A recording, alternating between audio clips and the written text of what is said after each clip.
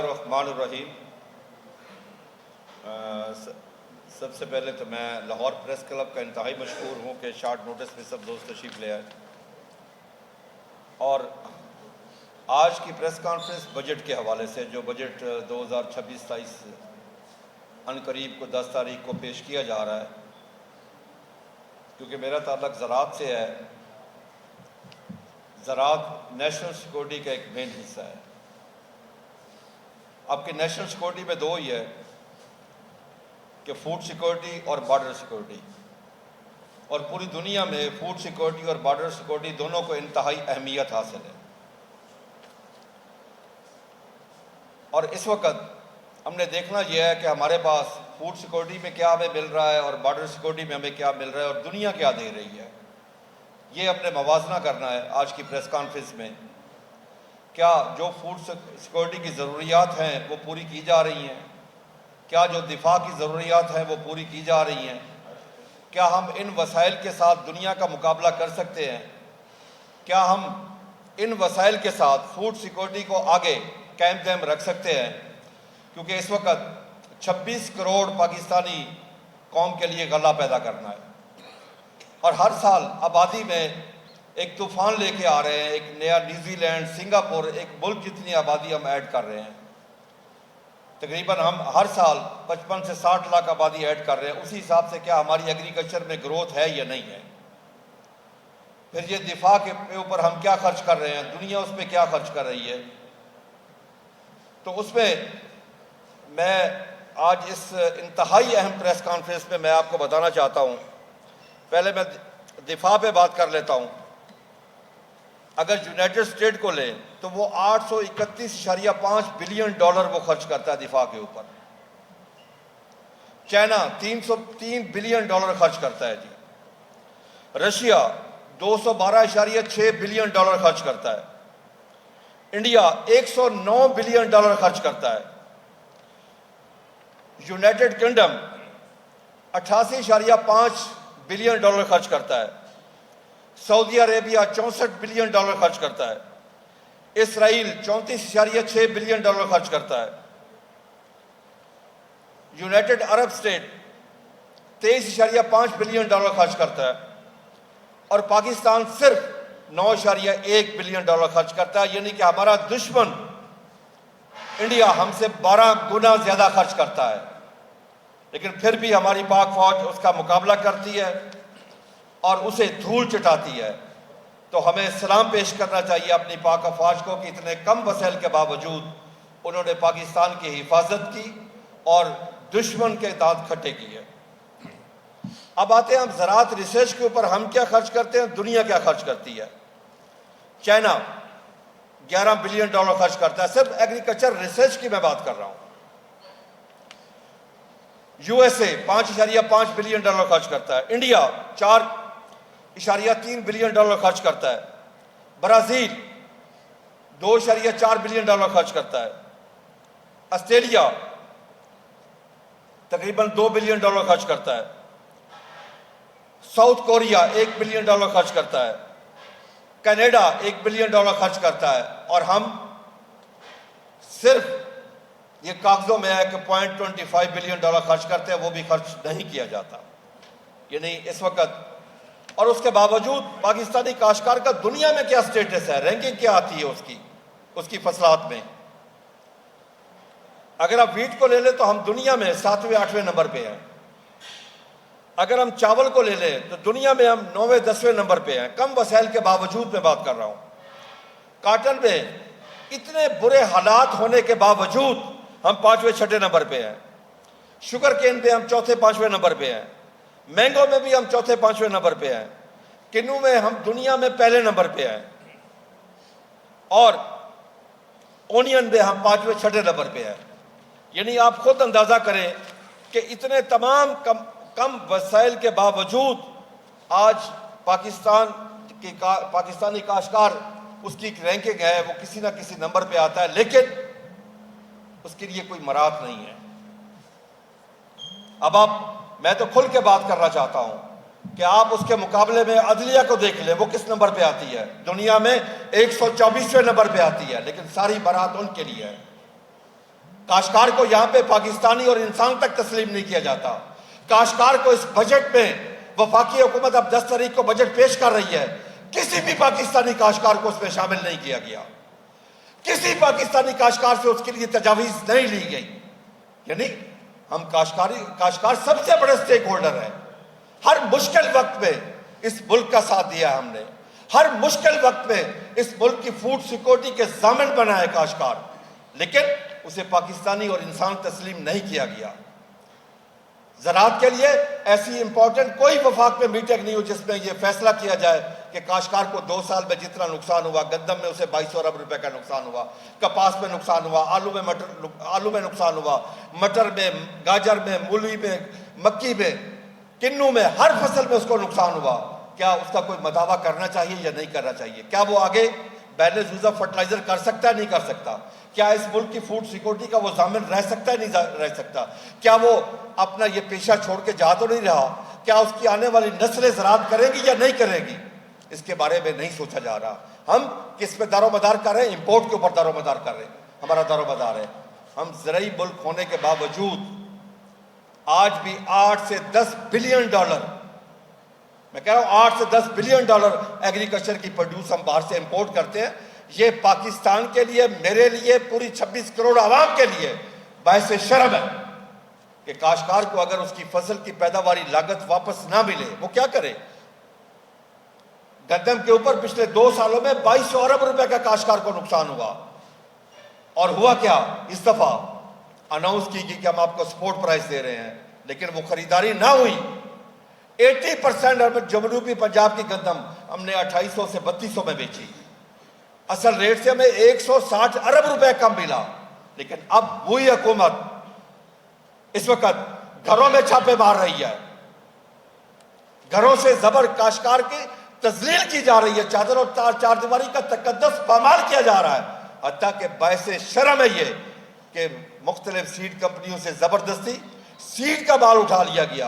भाई मैं उनसे पूछता हूं, अगर सीड उठा के बेच दोगे, उसको पिसा दोगे, उसका आटा बना दोगे, अगले साल तुम्हारे लिए गंदम कहां से आएगी? पहले ही हम सर्टिफाइड सीड दुनिया में सबसे कम इस्तेमाल करते हैं।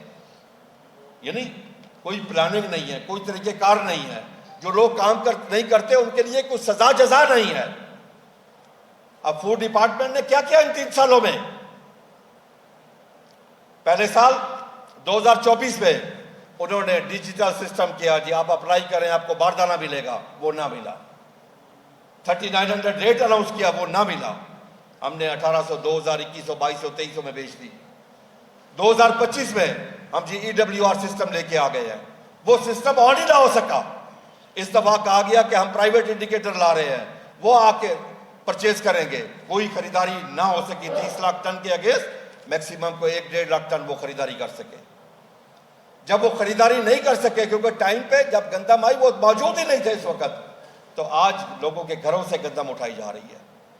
खुद कहा हुकूमत ने कि कोई भी खरीदारी कर ले, लेकिन उसके बावजूद मुझे कुछ बातें ऐसी है जो पूरी कौम के लिए लम्हा फिक्रिया है कि वफाकी वजीर ख्वाजा आसिफ साहब खुद फोन करते हैं CO लेस्को को, एक ट्रांसफार्मर, घरेलू ट्रांसफार्मर चेंज करवाने के लिए या ठीक करने के लिए उनसे 80,000 रुपया रिश्वत ली जाती है। 80,000 रुपया। इस सिस्टम को डूब पड़ना चाहिए। हम पिछले 2012 से चीख रहे हैं कि वापडा ये लेस्को हमें लूट रही है। अभी मैं आपको मिसाल देता हूं, हमने 5 साल कोशिश करने के बाद बड़ी मुश्किल से कुछ थोड़ा बहुत ऑडिट करवाया है। सिर्फ जिला कसूर में हमारी ओवर बिलिंग जो निकली है वो 3.5 अरब रुपए की है। 1.5 अरब की उकाड़ा में निकली है।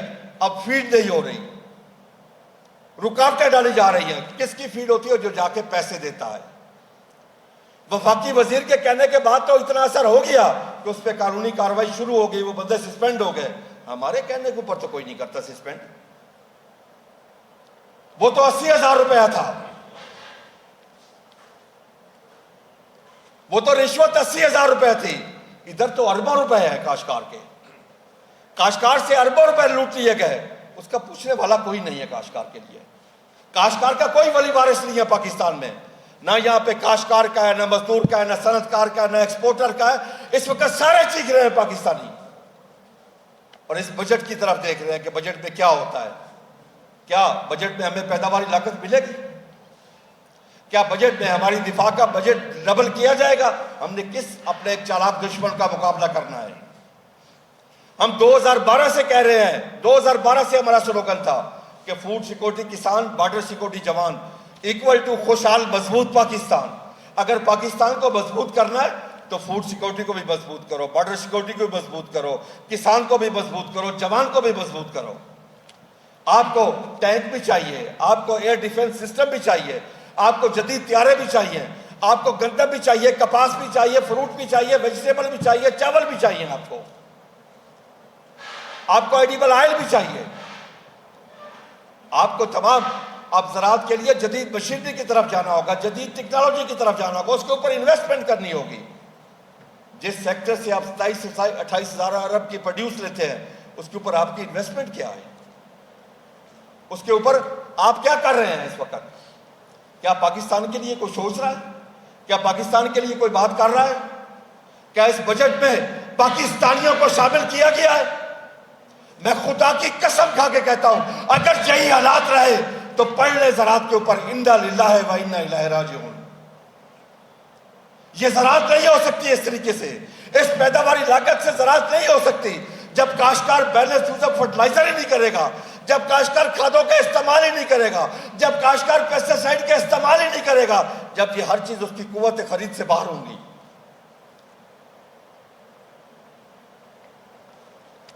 अगर आज मैं तरजीहात की बात करूं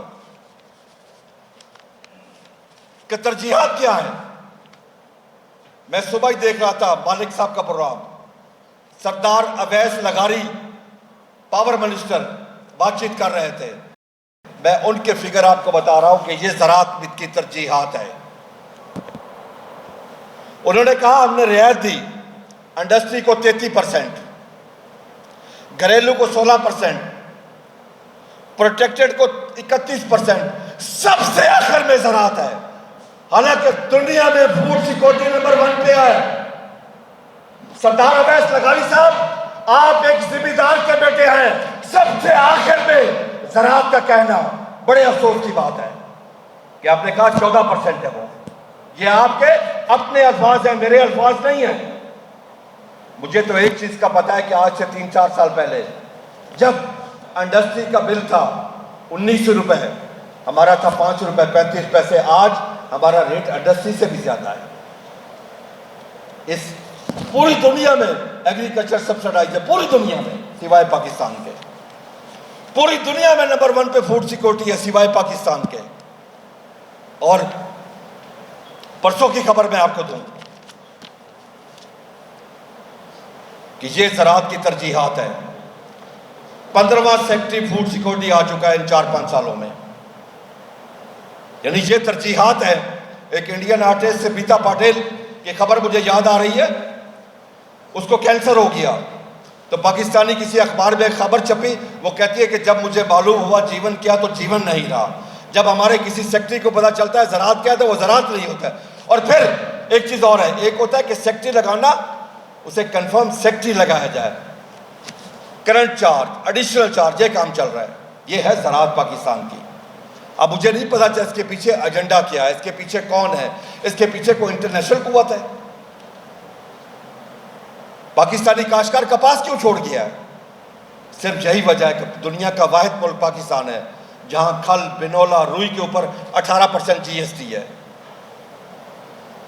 यानी काश्तकार को उसकी कीमत नहीं मिलती। काश्तकार के लिए वो इंतहाई उस वक्त मुश्किल वक्त आ चुका है जो कपास से इश्क करता था।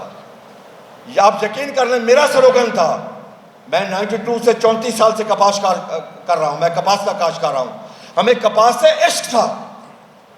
और मैं कहता होता था, मेरा एक स्लोगन था कि कपास का पौधा मेरे साथ बातें करता है। खुदा की कसम वो पौधा मुरझा गया, यहाँ पे इन पॉलिसियों की वजह से मुरझाया है, इस तरीकेकार की वजह से मुरझाया है। एक हमारी वफाक में एफटेक की मीटिंग होती है जिसमें हम बाहर से नई पेस्टिसाइड आती है। अब हमारे पास 2 साल से वो एफटेक की मीटिंग नहीं हुई कि कि नए प्रोडक्ट हैं, काश्तकार को फायदा हो। आम का बाग 70% उड़ गया, हम तेला नहीं मार सके इन दवाइयों से। कपास की वाइट फ्लाई के लिए हमारे पास इस वक्त कोई प्रोडक्ट नहीं है, लेकिन 2 साल से उसकी मीटिंग नहीं हो सकी। सारे वहां बैठे हैं, तनख्वाहें ले रहे हैं, गाड़ियां बड़ी बड़ी हैं। पंजाब में भी हर वजीर के पास 2-2 गाड़ियां हैं। भाई आप 2-2 लोग हैं।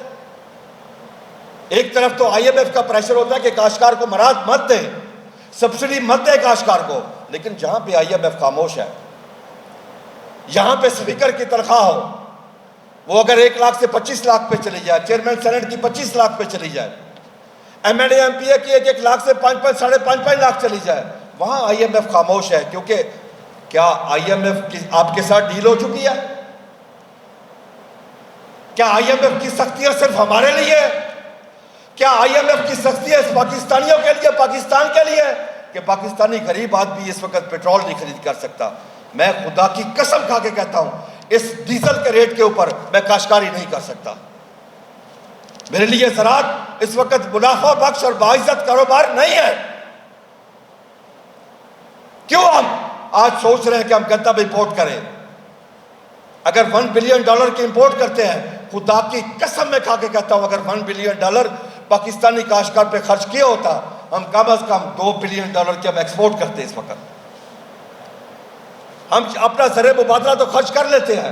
अब आप एक चीज और को ले, मैं कल पिछले हफ्ते से सुन रहा हूं कि चीनी चीनी चीनी।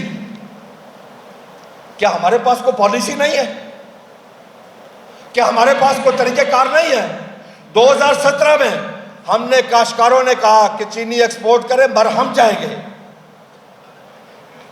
चीनी एक्सपोर्ट ना हुई, वही चीनी बाद में एक्सपोर्ट हुई। 10 रुपए 70 पैसे फी किलो रिबेट दिया, किसी को सजा नहीं दी गई, किसी के खिलाफ कार्रवाई नहीं हुई। अब क्या हुआ? सारी फसलें फेल हो गई। अब काश्तकार ने अगले साल के लिए 25% गन्ना ज्यादा काश्त कर लिया है पंजाब में। उसका रिजल्ट क्या होगा कि ये शुगर मिल वाले कहेंगे हमारे पास चीनी फालतू है। कत्ल किसका होगा? काश्तकार का कत्ल होगा। भाई आपके पास इंपोर्ट एक्सपोर्ट एक इंडिपेंडेंट अथॉरिटी होनी चाहिए। वो मुझे नहीं पता आपके पास चीनी कितनी फालतू है, मैं काश्तकार हूं। उस अथॉरिटी का काम होना चाहिए वो असेस करे कि कितनी फालतू एक्सपोर्ट करने की जरूरत है या नहीं है। अगर है तो एक्सपोर्ट करे, इंपोर्ट करने की जरूरत है तो इंपोर्ट करे। यह उन्हें दुनिया में एक तरीकेकार है। हमारी फसलों का रेट भी इसी तरीके इंडिपेंडेंट प्राइस कमीशन होना चाहिए जो पूरी दुनिया में है। और प्राइस कमीशन का क्या काम हो? 1 साल पहले काश्त करने से पहले वो डिसाइड करे कि ये कास्ट ऑफ प्रोडक्शन होगी, 25% प्रॉफिट के साथ ये काश्तकार को रेट मिलेगा। मैं यकीनन कह सकता हूं कि 1 साल में आपकी 25% पैदावार बढ़ जाएगी। आज जो आप 10-12 बिलियन डॉलर खर्च कर रहे हैं इंपोर्ट के ऊपर, ये आपके पैसे बच जाएंगे।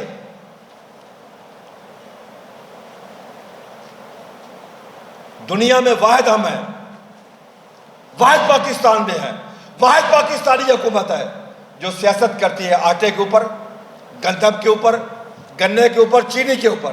दुनिया में ऐसा कहीं भी नहीं है। आप एक मुनज़्ज़म सिस्टम लेके आए, आप एक पॉलिसी लेके आए। कभी आप इनसे पूछे, मैं मीडिया के लोगों से रिक्वेस्ट करता हूं, मैं एंकर पर्सन से रिक्वेस्ट करता हूं, इनसे पूछे कि आपकी कोई ज़रूरी पॉलिसी है? कोई बताए, को 5 साल को, 10 साल को, 20 साल को, 25 साल को पॉलिसी है? एक दिन की पॉलिसी भी नहीं है, एक दिन की भी पॉलिसी नहीं है।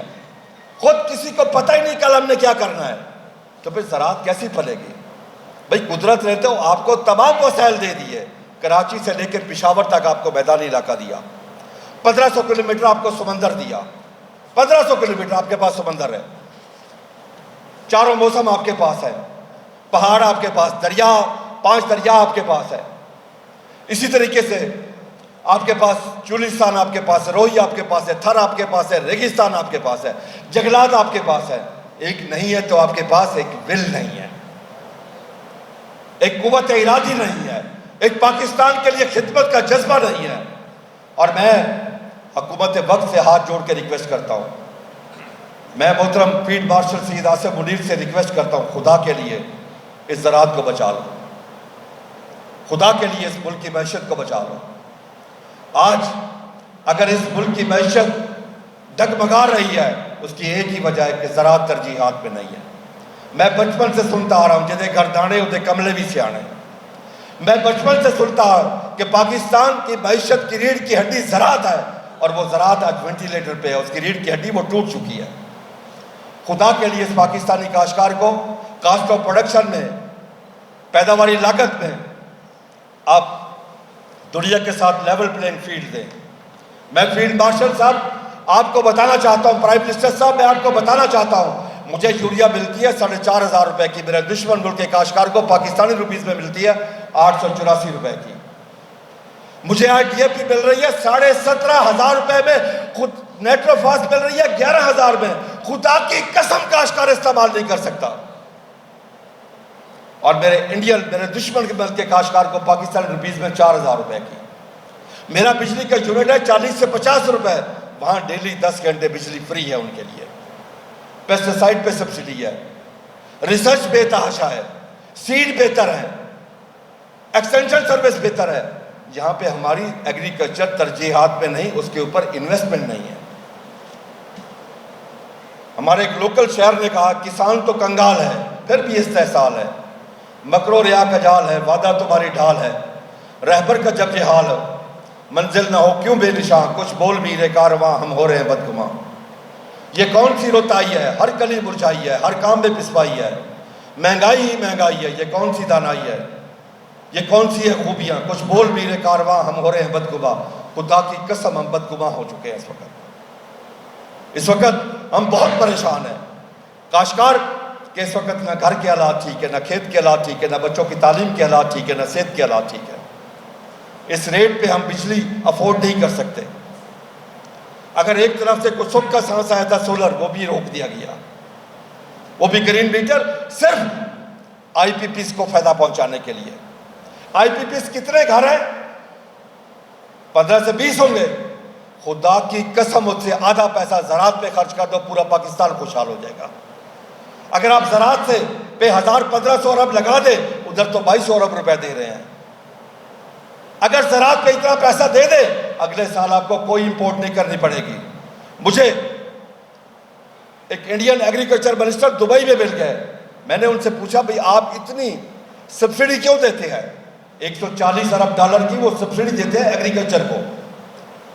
उसने कहा कि हम सब्सिडी इसलिए देते हैं कि वाहिद ज़राअत है, जब हम उस पर 1 रुपया खर्च करते हैं तो हमें 4 माह 5 माह 6 माह तक वो 5 रुपये वापस मिलते हैं एग्रीकल्चर से। लेकिन हमारे हुक्मरानों को ये बात समझ नहीं आ रही। हमारे हुक्मरानों की अकल इस वक्त काम नहीं कर रही। वो पाकिस्तान के लिए नहीं सोच रहे, पाकिस्तान की ज़राअत के लिए नहीं सोच रहे, पाकिस्तान की सबसे बड़ी आबादी किसान के लिए कोई नहीं सोच रहा कि इस वक्त किसान के हालात क्या है। क्या वो अगली फसल के ऊपर बैलेंस यूज ऑफ फर्टिलाइजर कर सकेगा? क्या वो पेस्टिसाइड के इस्तेमाल कर सकेगा? आज गन्ने की 25% क्यों ज्यादा काश्त हुई है? आलू वाला काश्त क्यों मरा? काश्तकार क्यों मरा है? गंदम की वजह से। गंदम तमाम फसलों का ईंधन है। पाकिस्तान में आपका टोटल अगर 4.5 करोड़ एकड़ ज़ेरे काश्त रकबा है तो 2.5 करोड़ एकड़ पे गंदम काश्त होती है। आपकी बड़ी 5 फसलें मिला के भी गंदम की 1 फसल ज़्यादा काश्त होती है। जब वहाँ से लोगों का दिल शिकस्ता हुआ, जब वहाँ से लोग वापस हटे, गन्ना ज़्यादा काश्त हो गया, आलू ज़्यादा काश्त हो गया, गोभी ज़्यादा काश्त हो गई, सारे मर गए। अब अगले साल जब काश्तकारों को पता चला कि 25% हमने गन्ना ज़्यादा काश्त कर रहे हैं, खुदा की कसम उन्हें नींद नहीं आती कि अगले साल हमारे साथ होगा क्या। क्या ये तो नहीं होगा कि 2017 की तरह 10-10, 15-15 किलोमीटर लाइनें लगेगी, हमें कटौतियाँ लगेगी, हमें गन्ना जब हमारे ड्राइवर वहाँ से भाग आएंगे। लेकिन इसके बारे में कोई प्लानिंग नहीं है हमारी। हालांकि चाहिए तो ये था कि हम कपास को गन्ने के ऊपर तरजीह देते। हमारे मुल्क के लिए चीनी ज़रूरी नहीं है, हमारे मुल्क के लिए गन्ना ज़रूरी नहीं है, हमारे मुल्क के लिए कपास ज़रूरी है। और ये फैसला कब का है? 1960 का। एक एग्रीकल्चर कमीशन बना नवाब ऑफ कालाबाग की ज़ेरे निगरानी, और उसकी रिकमेंडेशन ये थी कि पत्तों की से लेकर रहीमिया रखा तक कोई शुगर मिल न लगे, ये कॉटन एरिया सारी वहीं पे लग गई है। ये हमने मुल्क दुश्मनी की है। और अब भी मैं ये कहूँगा कि कोई इस मुल्क में नई शुगर मिल नहीं लगनी चाहिए। उसकी वजह यह है कि आपकी टोटल जो खपत है, टोटल खपत पाकिस्तान की, वो तकरीबन 6.5 बिलियन टन है, और आपकी आज की जो प्रोडक्शन है वो 7.7 मिलियन टन है। जो आपके पास प्रोडक्शन कैपेसिटी है वो 14 मिलियन टन है इस वक्त भी। और इस वक्त आपके पास जो चीनी पड़ी है वो 7.9 मिलियन टन इस वक्त आपके पास इस साल मार्च के एंड में आपके पास मौजूद थी। कोई नई शुगर मिल लगाने की अब ज़रूरत नहीं है। और इस वक्त जो ज़रूरत है कि खुदा के लिए बजट में फूड सिक्योरिटी को नंबर 1 पे लेके आओ, बॉर्डर सिक्योरिटी को लेके आओ। ये आपकी नेशनल सिक्योरिटी है इस वक्त। अगर आपने अपने मुल्क को महफूज रखना है, कुदरत ने हमारे ऊपर बड़ी मेहरबानी की। कुदरत ने तो इतना करम किया हमारे ऊपर, इतना करम किया कि हम जितना भी उसका शुक्र अदा करें कम है, कि हमें कभी भी उसने मायूस नहीं किया। अगर 9/11 हुआ, पाबंदियां लगी, तब भी कोई भूखा नहीं सोया ज़राअत की और किसान की वजह से। इस प्यारे मुल्क ने जब एटमी धमाका किया, पूरी दुनिया ने पाबंदियां लगा दी, तब भी कोई भूखा नहीं सोया। 17 साल दहशतगर्दी के खिलाफ जंग लड़ी पाक अफवाज ने, तब भी कोई भूखा नहीं सोया। कोविड-19 में भी कोई भूख से नहीं मरा पाकिस्तान में, इस ज़राअत के और किसान। अभी ईरान और इसराइल जंग में पाकिस्तान में कोई भूख से नहीं मरा। लोगों को अंदाजा हुआ, पाकिस्तानियों का सर फख्र से बुलंद होना चाहिए कि हमारे पास फूड सिक्योरिटी भी थी, बॉर्डर सिक्योरिटी भी थी। जो लोग कहते थे हम बहुत तरक्की याफ्ता है, जिनके पास फूड सिक्योरिटी और बॉर्डर सिक्योरिटी नहीं थी, वहाँ के हालात तो जाके देखें कि वहाँ पे क्या हालात हुए हैं। हमें अल्लाह ताला का शुक्र अदा करना चाहिए। और मैं बार बार फील्ड मार्शल से, प्राइम मिनिस्टर से, तमाम हुक्मरानों से अपील करता हूँ, खुदा के लिए फूड सिक्योरिटी और बॉर्डर सिक्योरिटी को नंबर 1 तरजीहात में इस बजट में लेके आए, और पाकिस्तान में ज़राअत के कारोबार को बाइज़्ज़त और मुनाफा बख्श बनाएं। तभी इस पाकिस्तान की मैशत मजबूत होगी, तभी ये पाकिस्तान फले फूलेगा, तभी ये पाकिस्तान तरक्की करेगा। तभी होगा कि हम IMF के यहाँ पे झोली नहीं फैलाएंगे।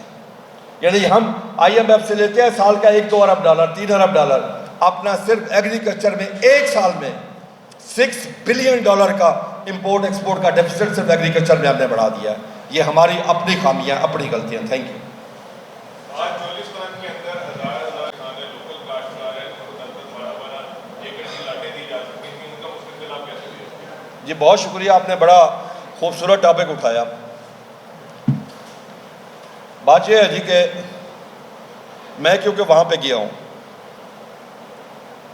मैं चोलिस्तान में एक दफ़ा नहीं, मैं बहुत दफ़ा गया हूँ। चोलिस्तान को आबाद करना, कोई भी पाकिस्तानी उसे जाके आबाद करे, बहुत अच्छी बात है। उसकी वजह यह है, आप अपनी जितनी आबादी बढ़ा रहे हैं इस वक्त, उसके लिए उसको आबाद करना, उससे पैदावार लेना इंतहाई ज़रूरी है। एक इतना ज़्यादा रकबा वहाँ पड़ा है, जितने भी काश्तकार वहाँ चले जाए फिर भी रकबा पूरा काश्त नहीं हो सकता। छोटा काश्तकार ले, बड़ा काश्तकार ले, मेरा नहीं ख्याल कि वहाँ पे कोई रुकावट है कतई तौर पे। हाँ, एक कंपटीशन ज़रूर होता है, वो मैं आपको बता दूँ, जो आम लोगों के इल्म में, वो ये होता है कि मुझे ये एकड़ दो, कोई कहता है मुझे ये एकड़ दो। रकबे की वहाँ पे कोई कमी नहीं है। और बदकिस्मती है हमारी, बदकिस्मती है हमारी कि वो एक बेहतरीन प्रोजेक्ट है, ग्रीन इनिशिएटिव का बेहतरीन प्रोजेक्ट है, लेकिन हमारी सियासत की नज़र हो गया कि वहाँ नहरें नहीं निकाली जा रही।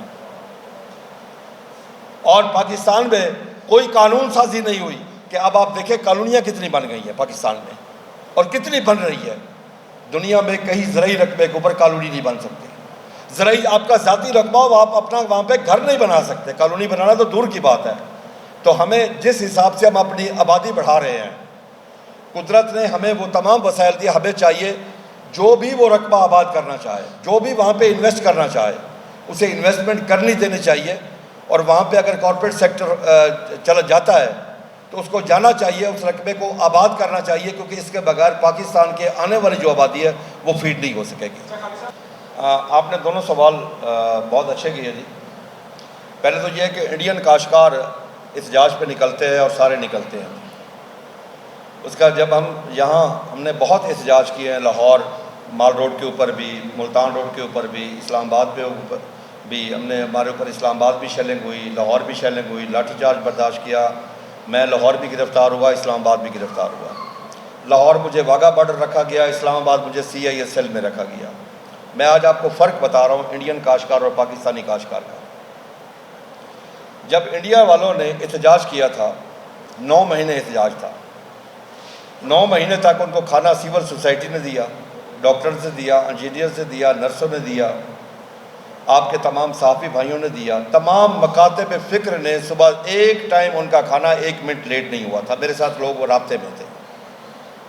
मैं खुदा की कसम खा के कहता हूँ कि यहाँ पाकिस्तान में, मैं हल्फन कह रहा हूँ, अगर हम आके एहतजाज पे 2 दिन बैठे हैं, 3 दिन बैठे हैं, जहाँ भी जाके बैठे हैं, हमारे गरीब काश्तकार ने अपनी जेब से खर्च किया, कहीं से जिनके लिए वो पैदा करता है, जिनके लिए वो पैदा करता है, जिनके लिए वो साल के 365 दिन काम करता है और 24 घंटे काम करता है, गर्मी नहीं देखता, सर्दी नहीं देखता, रात को नहीं देखता, नंगे पाँव में जाके पानी लगाता है, उसको कोई सपोर्ट नहीं मिली।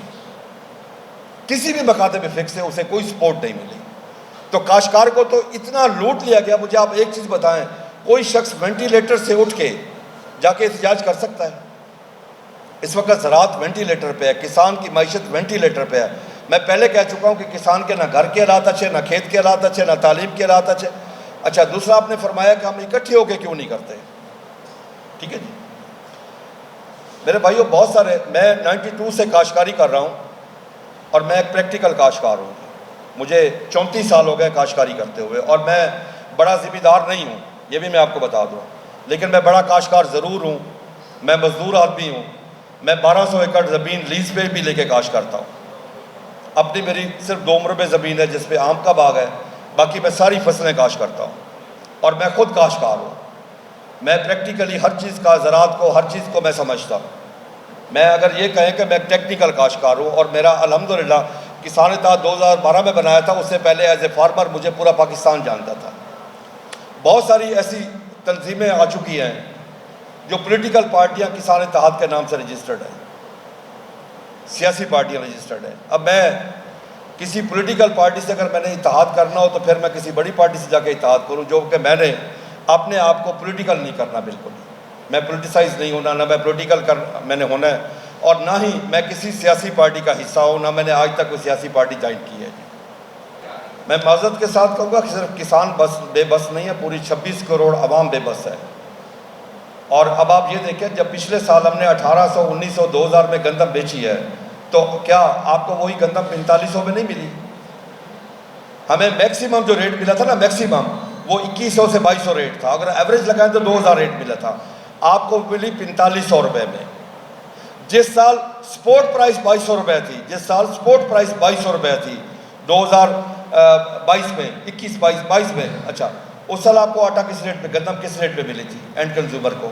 मैं तो ये कहता हूँ हमेशा, 2 लोग नुकसान में, एक काश्तकार नुकसान में और एक एंड कंज्यूमर नुकसान में है।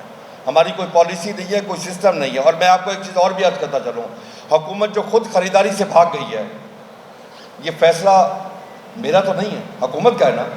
हालांकि हुकूमत को स्टोर करने का फैसला किसने दिया हुआ है?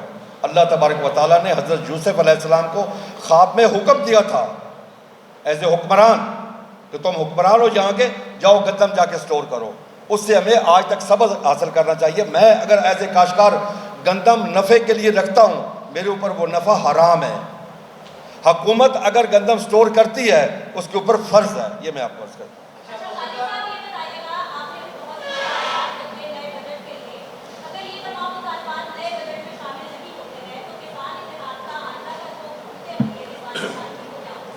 किसान क्या करेंगे जी? किसान यही करेंगे, मैं बड़ा क्लियरली बात कर रहा हूँ। ताजिर हड़ताल करता है, शटर डाउन हड़ताल करता है, सनतकार करता है, इंडस्ट्री बंद करता है, क्लर्क करता है, कलम छोड़ हड़ताल करता है। अब हम इस नौबत पे पहुँच चुके हैं कि ज़राअत को छोड़ देंगे, अपने लिए काश करेंगे, कोई और कारोबार करेंगे। ये सबसे बड़ा हमारा एहतजाज होगा। कितने कर्जे दिए हैं?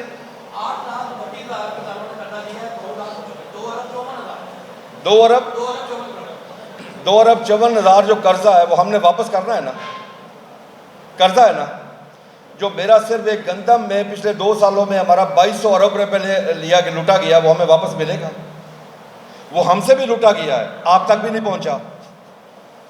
अभी जो हम बात कर रहे थे कि 2021-22 वाली गंदम आपने खरीदी है 4500 में, अभी हमने जनूबी पंजाब में 2800 से 3200 में गंदम अपनी 80% सेल की है। आज आपको गंदम किस रेट पे मिल रही है? 4200 में।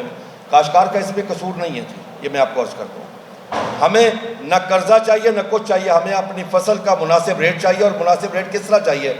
हमारी पैदावारी लागत निकाल लें, जो इंटरनेशनल थंब रूल है 25% मुनाफे के साथ उसका रेट बना दे। और मैं आपको इंफॉर्मेशन के लिए एक और भी बताऊँ, हमारे दुश्मन मुल्क इंडिया में हमें रेट का पता नहीं है। अभी 25 में जो गंदम हमने काश की थी, 26 में हार्वेस्ट की थी, सेम वही टाइम है इंडिया का, उन्होंने उसका रेट दिया था अगस्त 2024 में। काश्तकार को सपोर्ट प्राइस अनाउंस कर दीजिए, आपको रेट मिलेगा और ये आपकी पैदावारी लागत होगी। दुनिया में DAP का रेट कहाँ से कहाँ चला गया? इंडिया ने खुद 17,500 में वो खरीदी है पाकिस्तानी रुपीज, उसके बावजूद अपने काश्तकार को वो 4000 की दे रहे हैं। पूरी दुनिया में एग्रीकल्चर सब्सिडाइज प्रोटेक्टेड है, पूरी दुनिया में एग्रीकल्चर सब्सिडाइज सब्जेक्ट है। Thank you.